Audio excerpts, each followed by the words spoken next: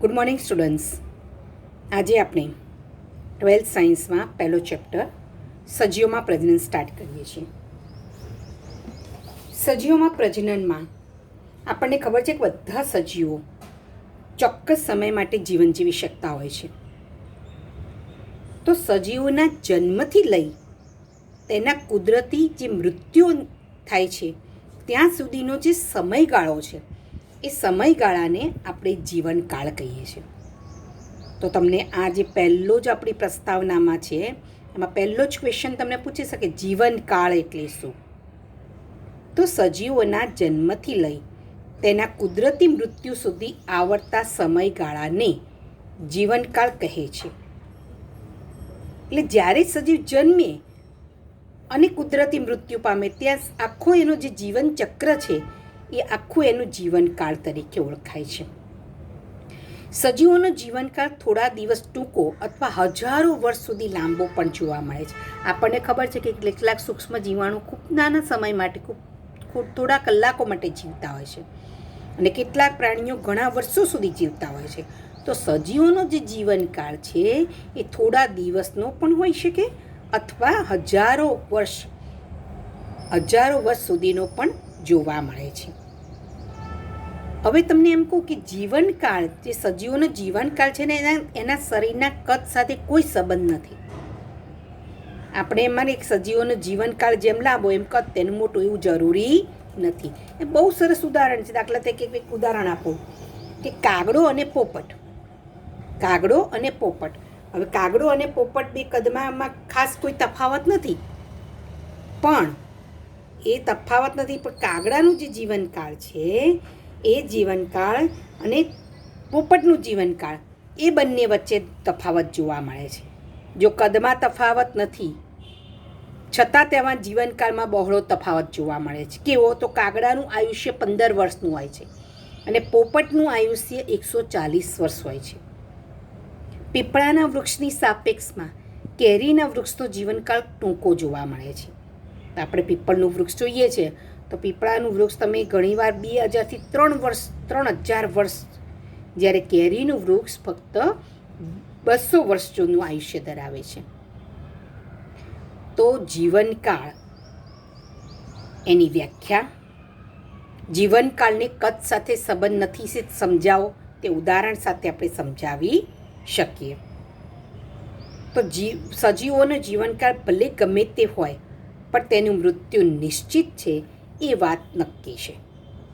તો હવે આપણે એક કોષી સજીવ સિવાય કોઈ પણ સજીવ અમર નથી એવું કહે છે. આપણી બુકમાં લખ્યું છે એક કોષી સજીવો સિવાય કોઈ પણ સજીવ અમર નથી.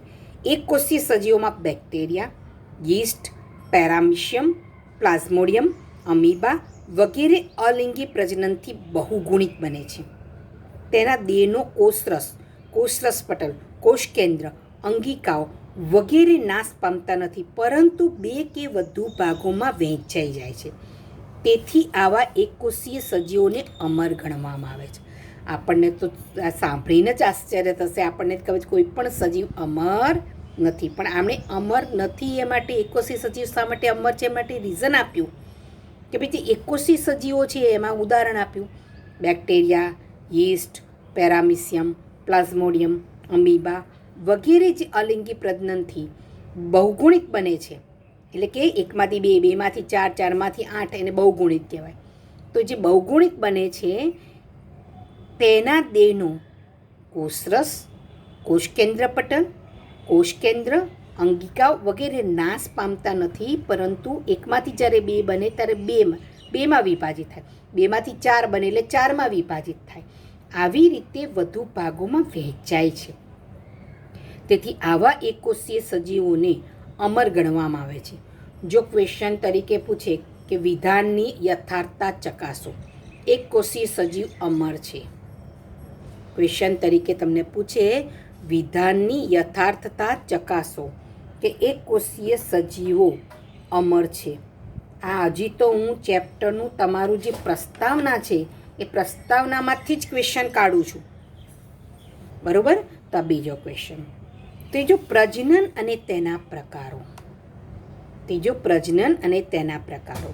પ્રજનન એક એવી જૈવિક પ્રક્રિયા છે કે જેમાં પોતાને મળતી આવે તેવી નવી સંતતિ ઉત્પન્ન કરવી. પ્રજનન એ એવી જૈવિક પ્રક્રિયાઓ છે કે જેમાં પોતાને મળતી આવે તેવી સંતતિ ઉત્પન્ન કરે છે.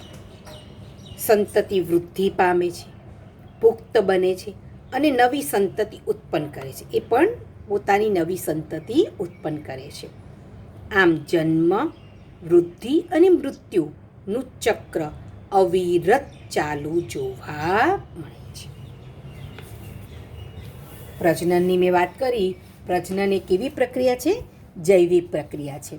તે પોતાને મળતી આવે તેવી સંતતિ ઉત્પન્ન કરે છે. હવે અને જે નવી સંતતિ ઉત્પન્ન થઈ એ નવી સંતતિ વૃદ્ધિ પામશે.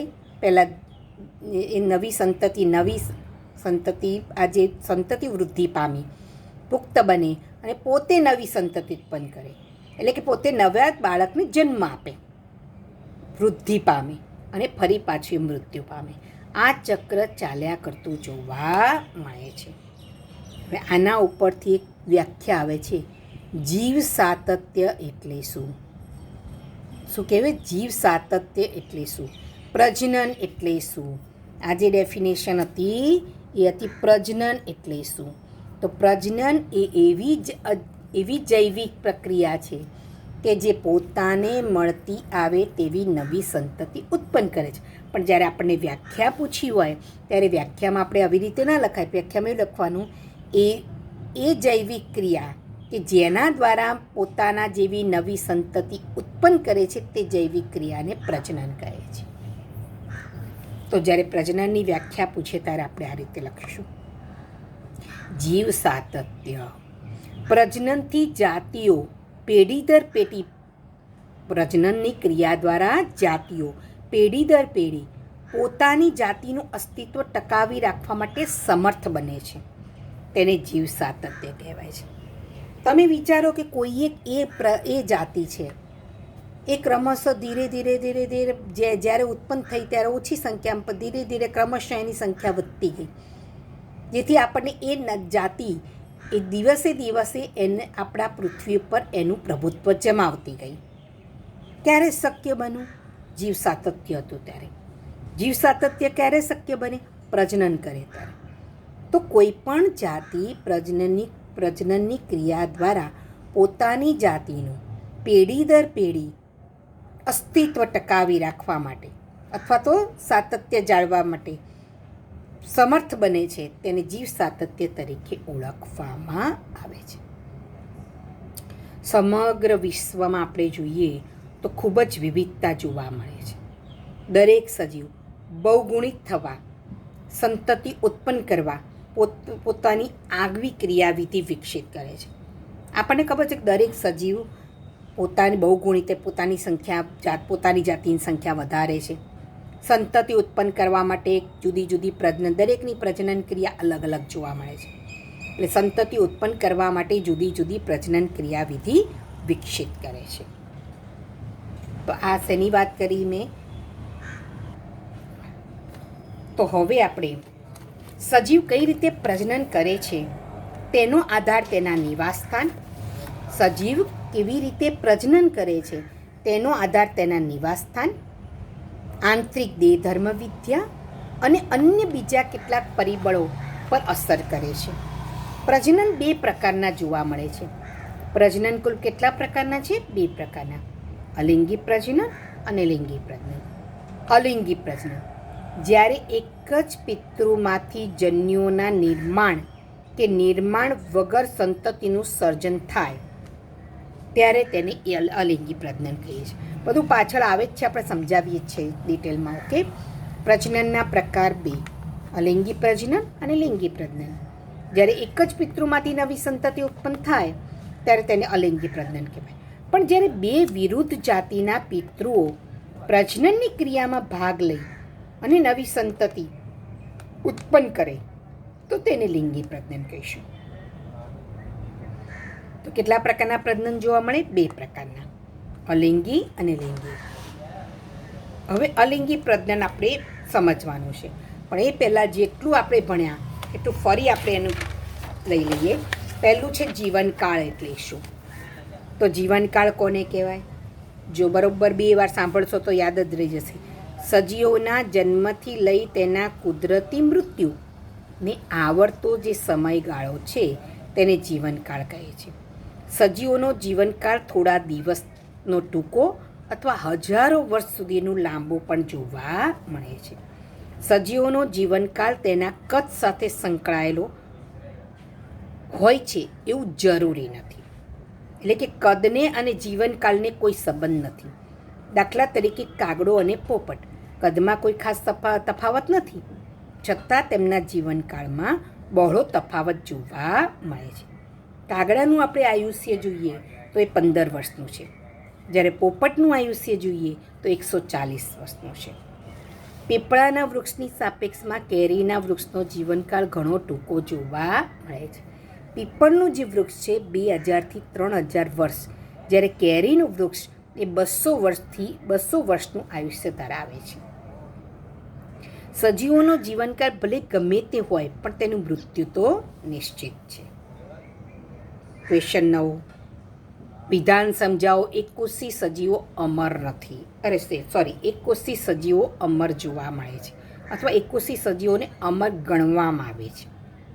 એકકોષી સજીવોમાં બેક્ટેરિયા, યીસ્ટ, પેરામિસિયમ, પ્લાઝ્મોડિયમ, અમીબા વગેરે અલિંગી પ્રજનનથી બહુગુણિત થાય છે. એટલે કે માંથી 2, 2માંથી 4, 4માંથી 8 એને બહુગુણન કહેવાય. તેના દેહનો કોષરસ, કોષરસ પટલ, કોષ કેન્દ્ર, અંગિકાઓ વગેરે નાશ પામતા નથી, પરંતુ 2 કે તેથી વધુ ભાગોમાં વહેંચાય છે. તેથી આવા એકકોષીય સજીવોને અમર ગણવામાં આવે છે. ત્રીજો ક્વેશ્ચન, પ્રજનન અને તેના પ્રકારો. તો પ્રજનન એટલે શું અથવા પ્રજનન શબ્દને વ્યાખ્યાયિત કરો. તો એવી જૈવિક ક્રિયા કે જેમાં પોતાને મળતી આવે તેવી નવી સંતતિ ઉત્પન્ન થાય છે તેને પ્રજનન કહે છે. એવી જૈવિક પ્રક્રિયા કે જેમાં પોતાના જેવી નવી સંતતિ ઉત્પન્ન થાય છે તેને પ્રજનન તરીકે ઓળખવામાં આવે છે. આ પ્રજનનની ક્રિયા દ્વારા નવી સંતતિ ઉત્પન્ન થાય છે.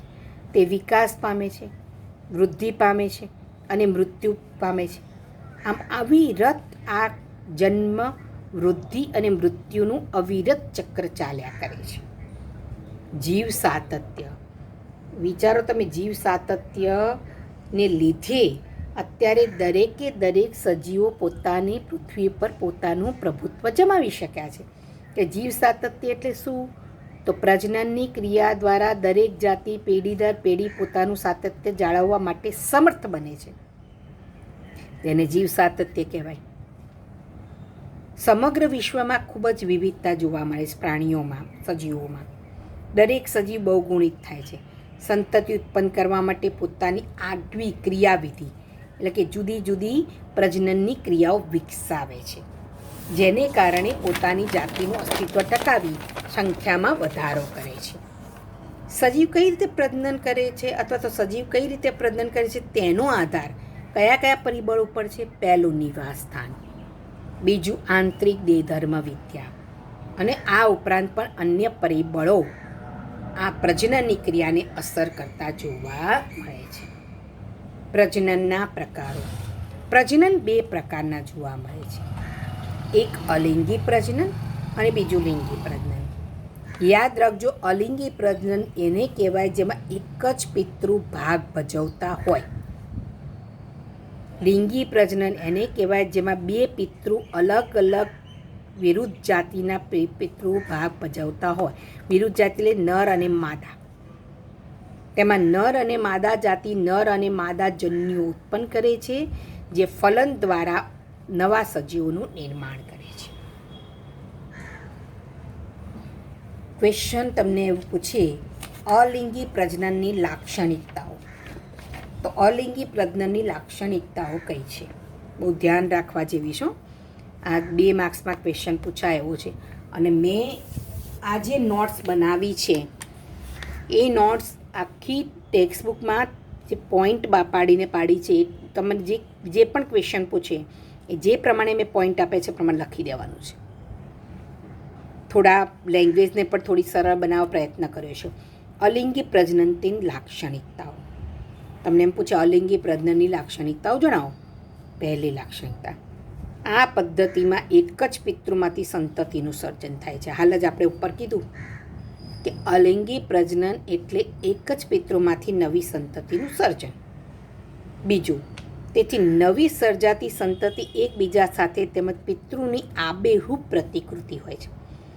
વિચારો તો, એક નર અને માદા બે ભેગા થાય અને સંતતિ બને તો બંનેના લક્ષણો સંતતિમાં આવવાના, પણ આ તો એક જ પિતૃમાંથી સંતતિ બને છે એટલે બીજા કોઈ લક્ષણોની ભેળસેળ થવાનો કોઈ સવાલ જ નથી. એટલા માટે અહીંયા જે નવી સંતતિ ઉત્પન્ન થાય છે એ પિતૃને આબેહૂબ પ્રતિકૃતિ જોવા મળે છે. ત્રીજું, સંતતિ જનીનિક રીતે એકબીજાને સમાન હોય છે. હવે તમને જનીન જ બદલાયા નથી, પિતૃના જ જનીનો એક જ પિતૃ છે ને એના જ જનીન સંતતિમાં આવ્યા છે, તો સંતતિ જનીનિક રીતે જેટલી એ પિતૃમાંથી જેટલી નવી સંતતિ ઉત્પન્ન થઈ એ બધાના જનીનો કેવા હશે? સમાન હશે. જ્યારે લિંગીમાં તો બંનેના જનીનો ભેગા થાય સંતતિમાં, એટલે જનીન દરેક પિતૃમાં દરેક સંતતિમાં સમાન જોવા મળશે નહીં, બંને પિતૃના જોવા મળશે. જ્યારે આ તો એક જ પિતૃના જનીનો દરેક સંતતિમાં જોવા મળશે, એટલે સંતતિ જે બધી ઉત્પન્ન થઈ અલિંગી પ્રજનનના એક પિતૃમાંથી એ બધી એકબીજાથી સમાન હશે. ક્લોન, બાહ્યાકાર અને જનીનિક રીતે સમાન સજીવોની જનીનિક પ્રતિકૃતિ ને ક્લોન તરીકે ઓળખવામાં આવે છે. બાહ્યાકાર અને જનીનિક રીતે સમાન સજીવોને જનીનિક પ્રતિકૃતિ અથવા ક્લોન કહે છે. કારણ કે કોઈ ફેરફાર નહીં, તમે બહારથી જુઓ તો એ સમાન, કારણ કે જનીનો બે પ્રકારના જોવા મળે. કયા બે પ્રકારના જોવા મળે? એક કાર્યકારી અને એક સ્વરૂપલક્ષી. અહીંયા તો એક જ પિતૃમાંથી બંને જનીન આવ્યા છે એટલે સ્વરૂપમાં પણ પિતૃ જેવું જ હશે અને કાર્યકારી રીતે પણ પિતૃ જેવું હશે. તો ક્લોન એટલે બાહ્યાકાર અને જનીનિક રીતે સમાન સજીવોને જનીનિક પ્રતિકૃતિ અથવા ક્લોન કહે છે. અલિંગી પ્રજનન એકોષી સજીવોમાં સામાન્ય છે અને સરળ કક્ષાનું આયોજન ધરાવતા વનસ્પતિ અને પ્રાણીઓમાં પણ અલિંગી પ્રજનન એવું એકલા એકોષીમાં જ જોવા મળતું, પણ સરળ કક્ષાના આયોજન ધરાવતા જે વનસ્પતિ અને પ્રાણીઓ છે એમાં પણ અલિંગી પ્રજનન જોવા મળે છે. તો તમને અલિંગી પ્રજનનની લાક્ષણિકતા કહે તો અલિંગી પ્રજનનની લાક્ષણિકતા છે. ફરી આપણે અલિંગી પ્રજનનની લાક્ષણિકતા જોઈશું. આ પદ્ધતિમાં એક જ પિતૃમાંથી સંતતિનું નિર્માણ થાય છે. બીજું, નવી સર્જાતી સંતતિ એકબીજા સાથે તેમજ પિતૃ સાથે આબેહૂબ પ્રતિકૃતિ જોવા મળે છે. ત્રીજું, સંતતિ જનીનિક રીતે એક સમાન જોવા મળે છે. ચોથું, ક્લોન બાહ્યાકાર અને જનીનિક રીતે સમાન સજીવોને જનીનિક પ્રતિકૃતિ અથવા ક્લોન તરીકે ઓળખવામાં આવે જે આપણે અલિંગી પ્રજનનમાં જોવા મળે છે. આમ અલિંગી પ્રજનન એકોષી સજીવોમાં તો સામાન્ય જ છે, પણ એની સાથે સાથે સરળ કક્ષાનું આયોજન ધરાવતા વનસ્પતિ અને પ્રાણીઓમાં પણ અલિંગી પ્રજનનની ક્રિયા બહુ સામાન્ય જોવા મળે છે. તો આથી અલિંગી પ્રજનનની લાક્ષણિકતા. હવે અલિંગી પ્રજનનના પ્રકારો જોવામાં જરૂર પડે ત્યાં મેં બધે વધારાનું મૂકેલું છે. અલિંગી પ્રજનનના પ્રકારો તમે તમારી બુક ખુલ્લી રાખવાની છે, પેજ નંબર 5 ખોલીને રાખવાનું છે. ચલો, પહેલું, પ્રોટિસ્ટા અને મોનેરામાં સજીવ પિતૃકોષ સમવિભાજન પામી બે કોષો સર્જે છે અને નવા સજીવ તરીકે વર્તે છે. શું કીધું મેં? સમવિભાજન કીધું. પિતૃઓમાં સમવિભાજન થઈને નવા કોષો સર્જે છે અને આ રીતે આ એકમાંથી બે બન્યા, આ સમવિભાજનથી બે બન્યા અને બે અમીબા બન્યા. બરાબર? તો એકમાંથી કેટલા બન્યા? બે. તો પ્રોટિસ્ટા અને મોનેરામાં સજીવ પિતૃકોષ એ સમવિભાજન પામે છે, 2 કોષો સર્જે છે અને જે બંને નવા કોષો સર્જાયા નવા સજીવ તરીકે વર્તે છે. ઘણા એકકોષી સજીવો વિભાજન દ્વારા, એટલે એકમાંથી 2 બનવું અને દ્વિભાજન કહેવાય, પ્રજનન કરે છે, જેમાં કોષ 2 અર્ધ ભાગમાં વિભાજિત થાય છે અને દરેક ભાગ ઝડપથી વૃદ્ધિ પામી પુખ્ત બને છે. એકમાંથી 2 બને, બંને અર્ધ ભાગ, બંને જે ભાગ વેચાયા એ દરેક ભાગ ઝડપથી વૃદ્ધિ પામી પુખ્ત સજીવ તરીકે વિકાસ પામે. અમીબા અને પેરામિશિયમ. હવે થોડી વધારાની માહિતી આપું, ધ્યાન રાખજો. 3 પ્રકારના વિભાજન જોવા મળે છે. એક સરળ ભાજન, બીજું અનુપ્રસ્થ દ્વિભાજન અને ત્રીજું આયામ દ્વિભાજન. સરળ ભાજન એટલે અમીબામાં કોઈ પણ દિશામાં એકમાંથી 2 બને. સરળ વિભાજન એટલે અમીબા કોઈ પણ દિશામાંથી વિભાજન થાય, એટલે કે અમીબા હોય તો આમ પણ વિભાજન, આમ પણ થાય, આમ પણ થાય, આમ પણ, કોઈ પણ દિશામાંથી એકમાંથી 2 બને. અનુપ્રસ્થ વિભાજન પેરામિશિયમ. આ જે પેરામિશિયમ છે એ આમ આડું જ વિભાજન પામી એકમાંથી 2 બને. પેરામિશિયમમાં આડું વિભાજન પામીને એકમાંથી 2 બને. આડું વિભાજન પામીને એટલે આ પેરામિશિયમ છે,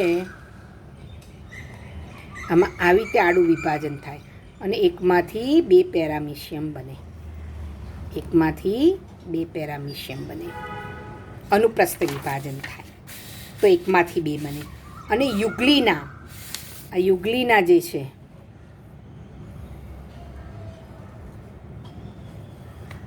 એમાં આમ આયામ વિભાજન થાય, ઊભું થાય અને એકમાંથી 2 બને.